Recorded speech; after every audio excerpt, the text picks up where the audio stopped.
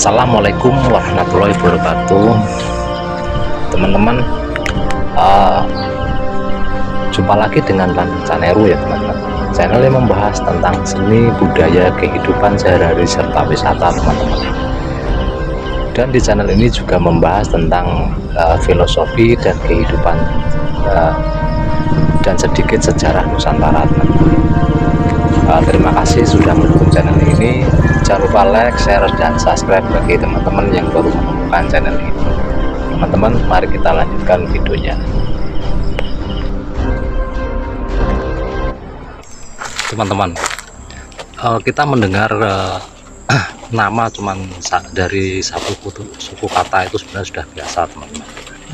Contohnya seperti nama Soeharto, Soeharti, Warsini, Warsito, Andi, dan sebagainya teman-teman.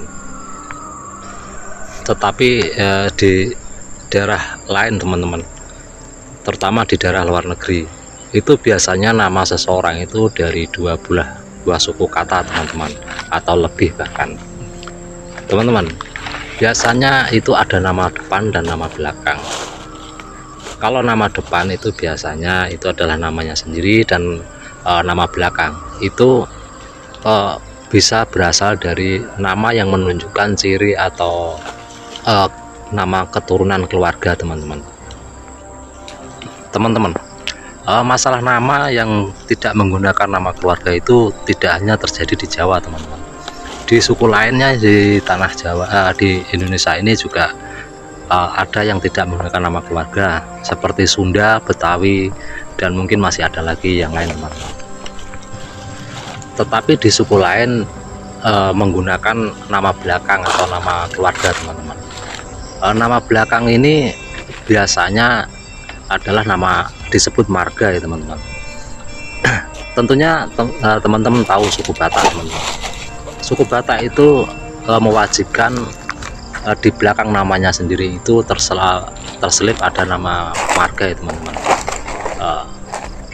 Jenis-jenis warga di Batak itu banyak sekali, bahkan tidak hanya di Batak, di luar negeri pun seperti di daerah mana itu Asia Timur itu rata-rata menggunakan nama marga di belakang namanya teman-teman. Dalam hal ini sebenarnya tidak ada masalah teman-teman, karena negara juga tidak mewajibkan rakyatnya untuk menggunakan nama keluarga atau nama belakang. Jadi memiliki nama dari satu suku kata itu tidak melanggar hukum. Tetapi ini jadi satu masalah kecil teman-teman ketika kita itu membuat akun di Google ya teman-teman, ataupun kita mendaftarkan di platform seperti contohnya Facebook, YouTube, Instagram, dan lain-lain teman-teman. Di situ teman-teman kita harus mengisikan nama depan dan nama belakang. Itu biasanya kita isi dengan nama kita juga teman-teman. Jadi nama belakang dan nama depan itu sama persis. Seperti akun saya itu dan namanya Tarlan teman-teman. Atau bahkan ada lagi dengan diisi dengan nama yang ngawur teman-teman, asal comot, asal membuat nama.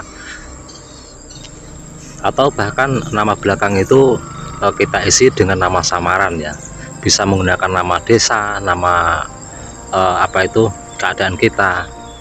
Seperti contohnya gini teman-teman, orang yang rambutnya panjang biasanya juga sering menggunakan nama gondrong itu ya, misalkan kayak Andi Gondrong dan sebagainya. Terus ada lagi yang menggunakan nama desa teman-teman, nama kampungnya, nama kabupatennya, nama yang lainnya teman-teman, nama kotanya. Teman-teman, di video kali ini saya ingin membahas tentang nama ya teman-teman. Kenapa orang Jawa dan orang Sunda dan orang Betawi itu tidak menggunakan nama belakang teman-teman. Ini adalah opini pribadi saya sendiri teman-teman. Kalau teman-teman ada opini lain atau pendapat lain, silahkan teman-teman tulis di kolom komentar teman-teman. Kita ibaratnya kita sharing dengan hal-hal ringan teman-teman, yang sifatnya ringan dan bisa menambah sedikit pengetahuan dan wawasan kita teman-teman. teman-teman. Sebab yang pertama yang menyebabkan orang Jawa itu hanya menggunakan satu suku kata, itu disebabkan karena budaya dan kepentingan, teman-teman.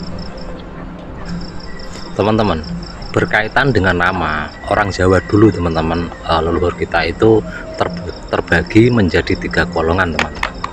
Golongan pertama adalah golongan priyayi, terus golongan kedua itu adalah golongan santri, teman-teman, atau kiai, teman-teman, dan golongan ketiga itu adalah golongan abangan.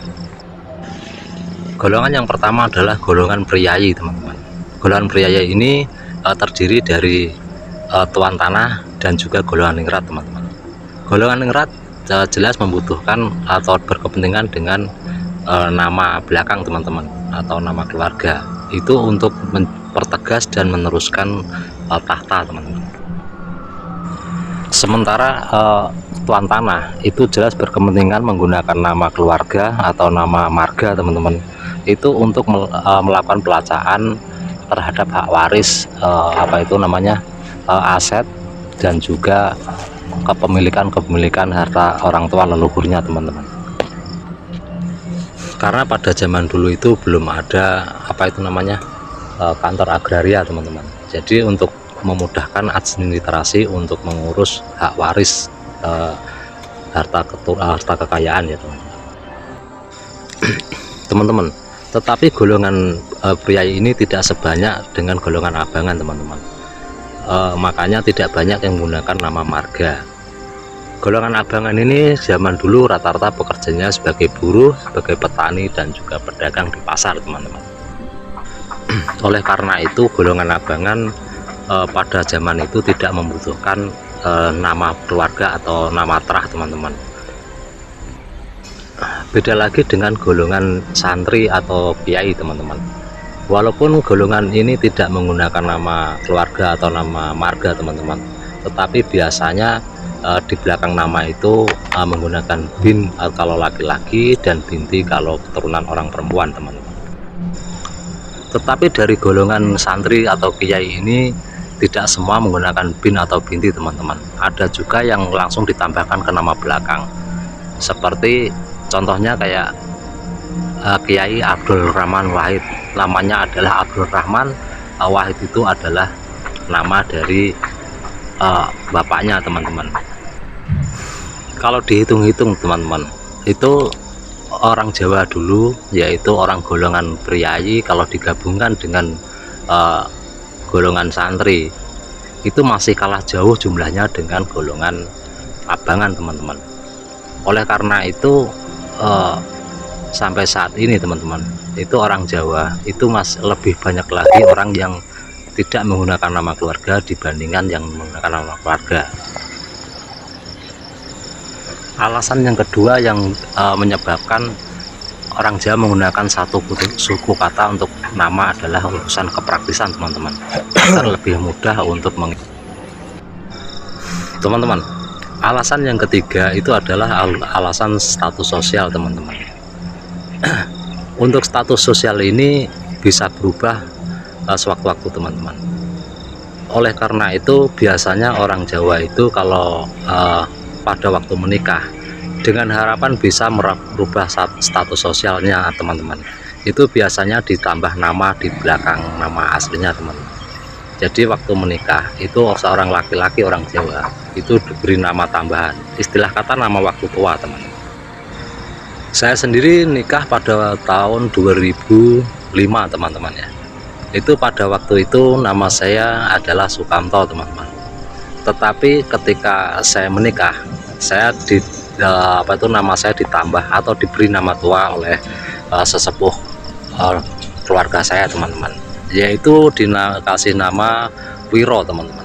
Jadi nama saya menjadi Sukamto, Wiro Sukamto, teman-teman. Ini adalah kebudayaan asli orang Jawa, teman-teman.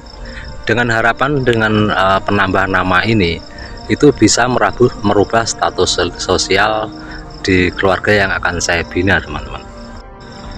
Teman-teman, semakin kesini zaman semakin modern, teman-teman.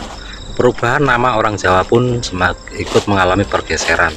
yang tadinya dari satu suku kata bisa sekarang ini banyak bermunculan nama-nama menggunakan 2 atau 3 suku kata teman-teman, tetapi masih tidak menggunakan nama terah atau nama marga teman-teman. Seperti anak saya sendiri lahir tahun 2005, saya kasih nama Ina Anjanya, itu juga dari 2 suku kata. Terus anak kedua saya kasih nama Gusti Rahadian, itu juga nama dari 2 suku kata. Tetapi dari kedua nama anak saya itu tidak mengandung nama keluarga atau nama marga teman-teman. Teman-teman, sampai di sini bagaimana pendapat teman-teman soal nama ini teman-teman? Apakah nama teman-teman juga menggunakan nama marga atau tidak teman-teman? Silahkan teman-teman tulis di dalam kolom komentar ya teman-teman.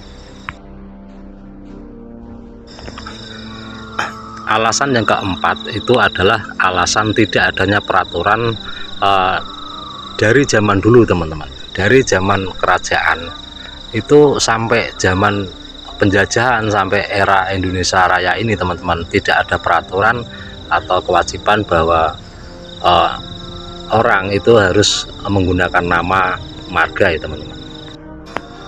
Beda lagi kalau ada peraturan untuk itu, tentunya orang Jawa juga akan menyelipkan nama keluarga di belakang namanya teman-teman. Meskipun bebas menggunakan nama teman-teman, tetapi dari Komisi Perlindungan Anak dan juga agama itu mewajibkan orang tua itu memberi nama anak yang baik teman-teman. Asma Kinaryo Jopo atau nama adalah doa teman-teman.